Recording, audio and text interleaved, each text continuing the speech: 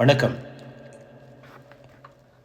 இன்றைய புலம்பெயர் வாழ்வில் ஒரு அமைதியான பிரச்சனை பெரிதாகிக் கொண்டிருக்கின்றது.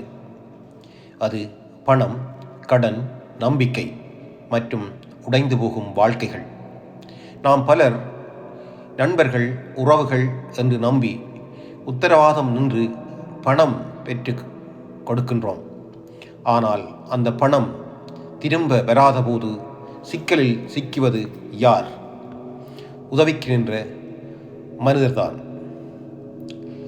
சிலர் தங்கள் பணத்தில் கொடுத்து அமைதியாக இருக்கின்றார்கள். சிலர் மன அழுத்தத்தில் உடைந்து போகின்றார்கள். சிலர் தங்களின் உயிரையே இழக்கின்றார்கள். ஒரு கடன் பிரச்சனைக்காக ஒரு உயிர் போக வேண்டுமா? ஒரு மனிதன் போனால் அவரின் மனைவி, அவரின் பிள்ளைகள், அவர்களின் வாழ்க்கை நாம் மறந்துவிட்டோம். பணம் முக்கியம், ஆனால் ஒரு உயிர் அதைவிட முக்கியம்.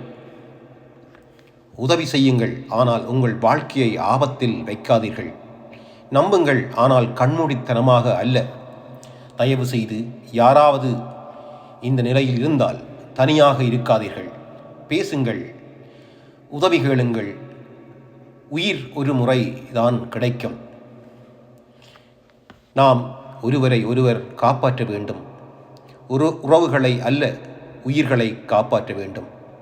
அமைதியாக அல்ல, விழிப்புணர்வுடன் வாழ வேண்டும்.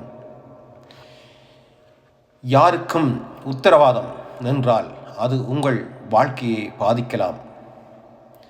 நீங்கள் சொல்ல வேண்டியது, என்னிடம் இருந்தால் உதவுகின்றேன், ஆனால் உத்தரவாதம் நிற்க முடியாது.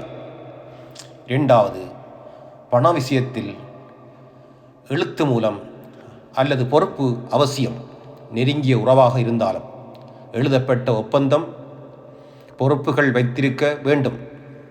இது அவமானம் அல்ல, பாதுகாப்பு. 3வது, மானம் காரணமாக உயிர் கொடுக்க வேண்டாம். மிகவும் முக்கியமானது, கடன் ஒரு பிரச்சனை, ஆனால் உயிர் இழப்பு ஒரு தீர்வு அல்ல. தனியாக துன்பப்பட வேண்டாம். மன அழுத்தம் வந்தால் நண்பர், குடும்பம், சமூக அமைப்புகளுடன் பேசுவதுதான் முதல் தீர்வு. 5வது, சமூகத்தில் விழிப்புணர்வு தேவை. கடன் கலாச்சாரம் மாற்றப்பட வேண்டும், குறைக்கப்பட வேண்டும்.